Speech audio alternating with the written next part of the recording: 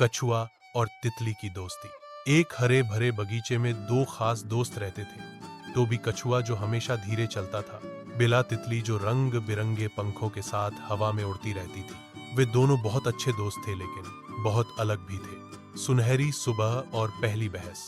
एक दिन बेला हवा में चक्कर लगाते हुए बोली। बेला हंसते हुए, टोबी, तुम तो इतने धीरे चलते हो, क्या तुम कभी समय पर कहीं पहुंच भी पाते हो? टोबी शांत होकर, धीरे चलना मेरी आदत है, लेकिन मैं कभी रास्ता नहीं भूलता।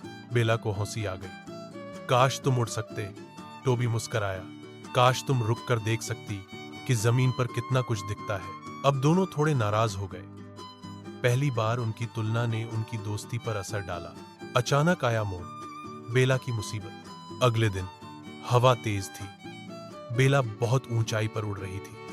एक जोरदार झोंके ने उसे दूर के झाड़ियों में फेंक दिया, जहां वो फंस गई। बेला चिल्लाई, लेकिन उसकी आवाज दूर तक नहीं पहुंची।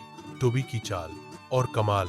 टोबी ने बेला को न देखकर चिंता की। उसने धीरे धीरे लेकिन लगातार चलकर पूरा बगीचा छान मारा। उसने आवाजों को ध्यान से सुना, गंध को पहचाना और बेला को ढूंढ निकाला। बेला आंखों में आंसू के साथ, तुम आ गए टोबी, मैं डर गई थी।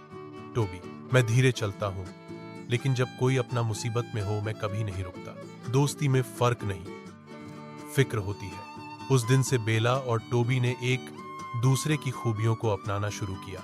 बेला अब टोबी के साथ जमीन पर चलती और टोबी कभी कभी उसे अपनी पीठ पर बिठा लेता। दोनों ने सीखा, हम अलग हैं, पर साथ में हम सबसे मजबूत हैं। मॉरल ऑफ द स्टोरी, सच्ची दोस्ती तुलना नहीं करती, वो एक दूसरे को अपनाती है।